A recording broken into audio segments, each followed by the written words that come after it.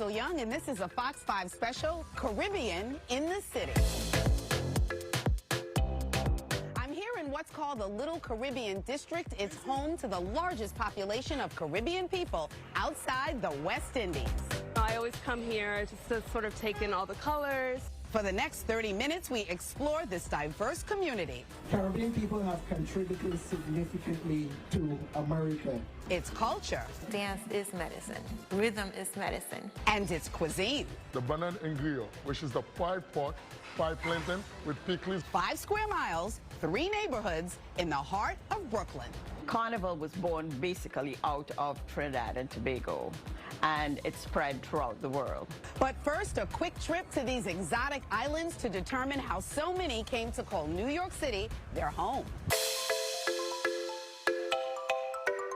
The Caribbean is a massive archipelago located in the Caribbean Sea, made up of more than 700 islands, 13 sovereign states, and 17 territories. They include Anguilla, Antigua and Barbuda, Aruba, the Cayman Islands, St. Lucia, St. Martin, Turks and Caicos, St. John, and St. Thomas, just to name a few. Predominant languages are English, Spanish, French, Dutch, and Antillean Creole. There is lots to see, do, and explore in this 1 million square miles of paradise.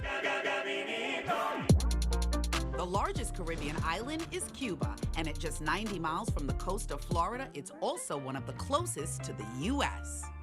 Not too long ago, I visited the island. These photos reveal a country bathed in color, music, and tradition. But Cuban nationals began leaving in search of political freedom and economic opportunity. Over time, many settled here in our area. In New Jersey, the communities of West New York and Union City became known as Havana on the Hudson. Our struggles has not stopped us from achieving our goals. To the south of Cuba lies the island of Jamaica. To the east, you have Haiti, the Dominican Republic, and Puerto Rico. We'll get back to those later. Here in the 5 boroughs, according to the U.S. Census Bureau, there are 1.6 million people of Caribbean descent, adding their unique flavor to the city's melting pot. 1950s and 1960s into the 80s and the 90s, and that's really when you saw the larger influx of immigrants settling in Washington Heights, in Queens, in Brooklyn, Central Brooklyn in particular, and in the Bronx. I mean, we were really everywhere, and I hear there's also a huge community also in Staten Island. Shelley Worrell is from Trinidad. She was instrumental in getting part of Brooklyn designated as Little Caribbean NYC, a challenge that began by getting answers to critical questions. If there could be 3 Chinatowns in New York, if there could be 2 Little Italys, if there could be K-Town, right, then why couldn't we also have a designation? In September 2017, along with the borough president and other stakeholders, we were able to designate the first Little Caribbean in New York City, the United States, and in the world. Shelley also founded Caribbean. The organization, which highlights Caribbean arts and culture, also operates Caribbean House inside Prospect Park. This repurposed shipping container is part gallery, part market. Sorrel is one of the most popular Caribbean drinks, and here at Caribbean House, it's a best seller. And you know, we have to have pepper sauce. Oh, of course. Right? Some like it hot. I mean, and no visit is complete to Flatbush or Little Caribbean without a jaunt down Flatbush. We're gonna go island hopping. Around here, vibrant street murals speckle the neighborhood. I always come here just to sort of take in all the colors. And of course, all the food. Errol's is Jamaican. Jamaican. All right, so that means beef patties, Cocoa bread, okay, sweetbread, cone, soup, drops, you name it, it's all right here. I bet it's gonna be good. And when it comes to time-honored, Scoops wins first prize. It's owned by a Trini, and it's been around longer than this neighborhood has been called Little Caribbean. Often referred to as the mayor of Flatbush, its owner insists pandemic challenges will not force him to close. Just a few blocks away on Nostrand Avenue is Culpeper's, the Bayesian bastion of cuisine. Winston Lewis loves to keep it stocked with island favorites. We brought all the cultural things that they're accustomed to in Barbados right here. Winston wanted me to try something special. The national dish of Barbados, cuckoo and flying fish. With its blend of cultures, Little Caribbean really is like island hopping. The people are warm, friendly, and relaxed. But perhaps the biggest show of pride blossoms every year at the annual West Indian Day Parade, New York's version of Carnival. It's an annual tradition that began in the Caribbean to mimic Mardi Gras. Carnival was born basically out of Trinidad and Tobago, and it spread throughout the world. And it's now known throughout the world. Almost every state in the U.S. has a carnival. The Caribbean neighborhoods aren't just in Brooklyn. Richmond Hill, Queens is called Little Guyana. From the bake shop to the beauty salon and fruit stand, it's where Guyanese immigrants feel right at home. So whether you're from the Greater or Lesser Antilles, the British or U.S. Virgin Islands, or any island in between, Caribbean culture blends colonization, immigration, and modernization with a mesmerizing mix of influences rooted in tradition that is thriving in New York City. Puerto Ricans make up the largest population of Caribbean people in the city. From here in East Harlem, a neighborhood brimming with Puerto Rican pride, to the Bronx, there are more Puerto Ricans in New York City than there are in the continental U.S. So who better to show us around than our very own Audrey Puente?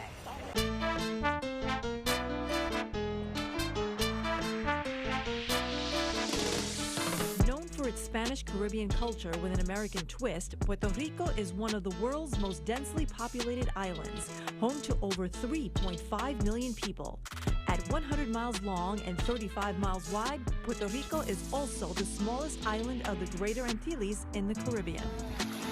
The island has 270 beautiful beaches, over 200 caves, 3 bioluminescent bays, and is home to a Yunque rainforest. Spanish for rich port, Puerto Rico is an island with a rich history and a deep connection to New York City. Upon the signing of the Jones Act in 1917, Puerto Rico became a U.S. territory, and Puerto Ricans were granted statutory citizenship, meaning that citizenship was granted by an act of Congress and not by the Constitution. We are still citizens. We are still a non-incorporated territory of the United States of America. Miguel Treyes is the director of Teatro Latea in the Clemente Soto Velez Cultural and Educational Center on the Lower East Side. I feel a lot of pride because Puerto Rico gave me everything. I left at 17 to get a college degree in the United States. So I feel I have to represent. I have to represent because I've had a lot of opportunities. East Harlem is home to a sizable population and is also the birthplace of many notable Puerto Ricans, like Marc Anthony, Ray Barretto, and my father, the king of Latin music, Tito Puente. East Harlem is also known as El Barrio, the neighborhood. The area was predominantly Italian until after World War II, when a wave of Puerto Ricans arrived. It's also the birthplace of New York City's first Puerto Rican Assistant District Attorney, Edwin Torres. It wouldn't have been a career path if I wasn't a Puerto Rican. First of all, my grasp and knowledge of the street game from being Puerto Rican in the barrio in Harlem. Torres went on to become a Supreme Court judge where he sat on the bench for 30 years.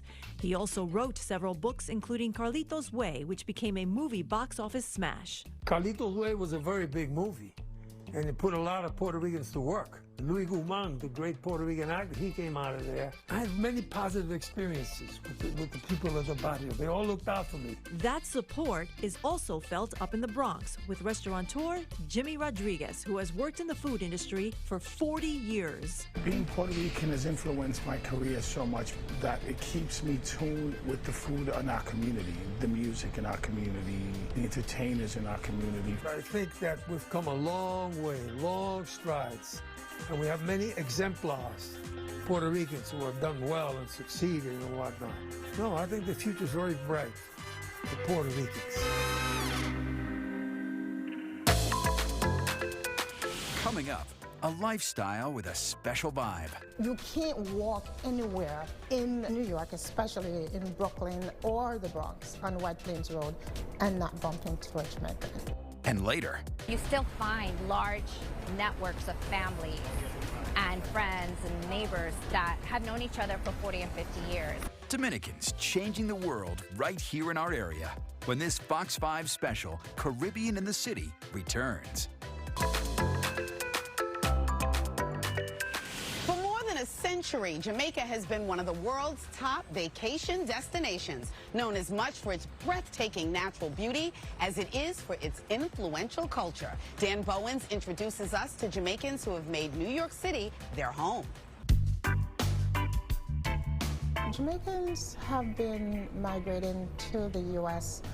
Since the early part of the 20th century. Alcian Wilson is Consul General from Jamaica to New York and 32 states in the U.S. Jamaicans here are professionals. They're nurses, doctors, persons that are in the beauty industry.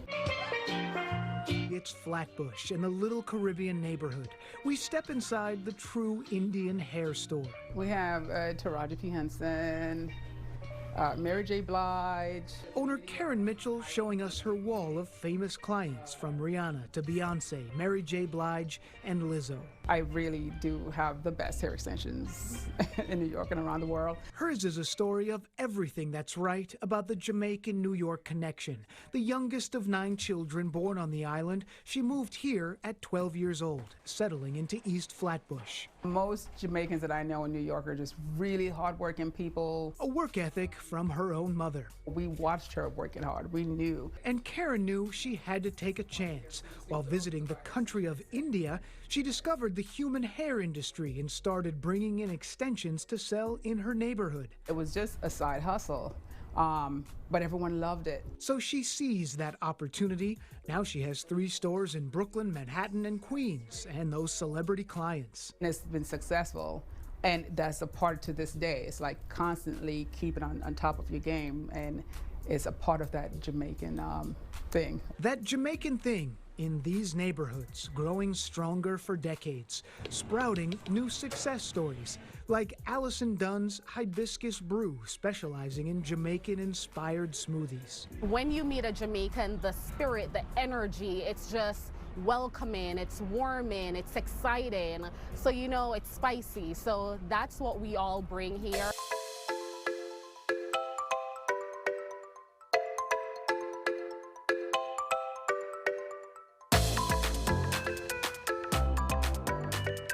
Still ahead. The mentality of Haiti is not a me mentality, but a we mentality. Overcoming the odds and the triumph over tragedy when Caribbean in the City comes right back. Welcome back. Our hearts are with Haiti during this difficult time. Here in New York City, Central Brooklyn has the largest Haitian population and the 2nd largest outside of South Florida. Antoine Lewis introduces us to a community that's resilient and resourceful. I was and am from a country that is known for its survival, and although we're going through some hard times right now, we're resilient and we will survive. That resilience and will to survive that has come to define the people of Haiti is on display right now for the entire world to see, as the country continues its recovery from a devastating earthquake on August 14th.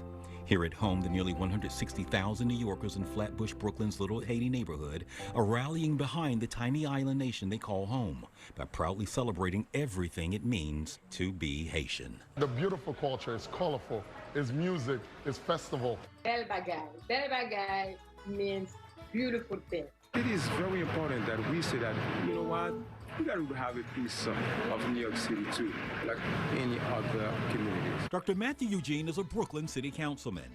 In 2007, Eugene made history when he became the first Haitian American elected to public office in New York State when he won a seat on the New York City Council.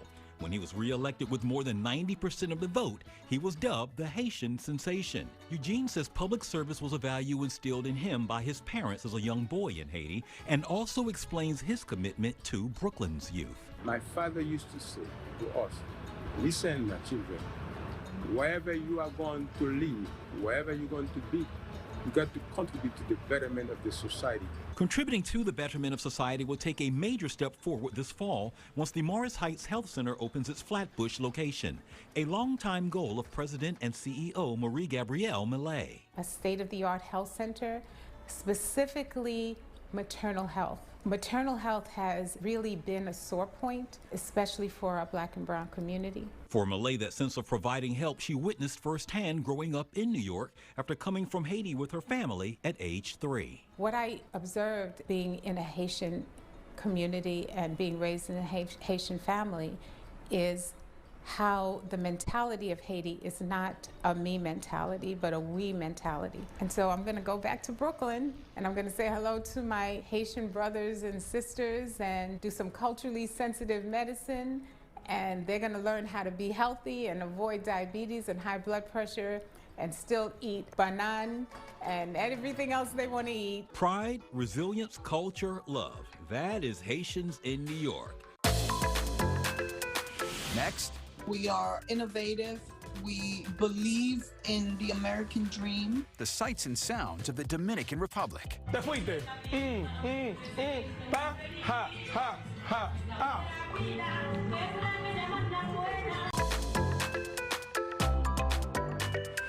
More than a decade before the Dutch settled in New York, a man named Juan Rodriguez from the Dominican Republic became the city's first immigrant.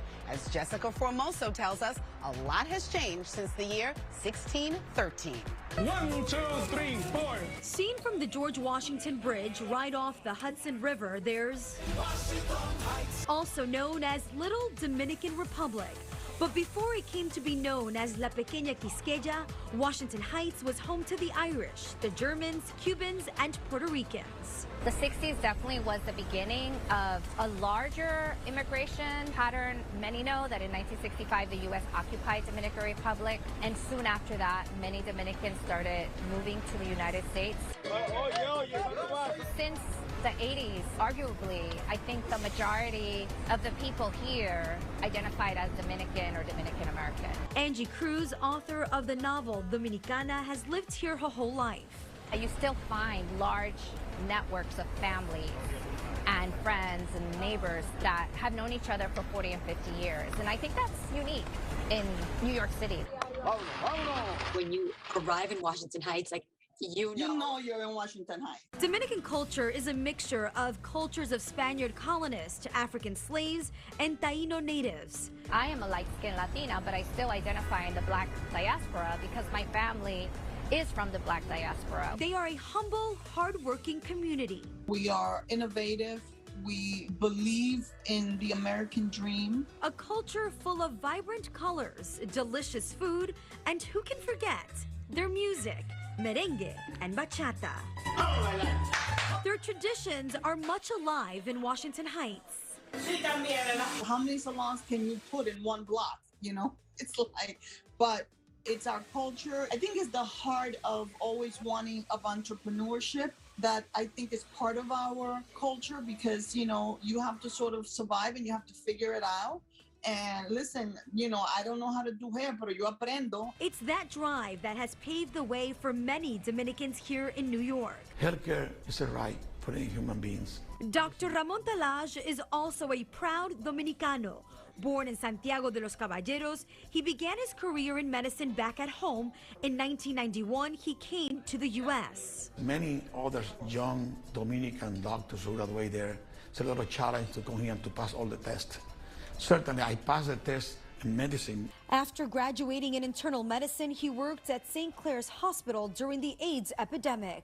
No American physician would like to work there. It was very difficult for them to find doctors because most of the patients were AIDS. In 1997, he opened his first practice in Washington Heights, and in 2014, he founded Somos Community Care. Somos has a network of more than 25 primary care doctors serving communities of color. Dr. Talaj says he's always been a man of service. He says his mission here in the U.S. has been to help his people, something he did back at home. And I believe Dominicans has come to New York to show the goods where they are. You can feel that sense of community in the neighborhood. Angela's Cake, in business for more than 20 years. She started baking cakes from her apartment. She gets orders for her famous Dominican cake from across the country. De Connecticut, Boston, Massachusetts, diferentes sitios. She makes more than 100 bizcochos on the weekend. Gracias. One thing is certain about Dominicans, they are very welcoming, they love their culture, and are proud to show it off.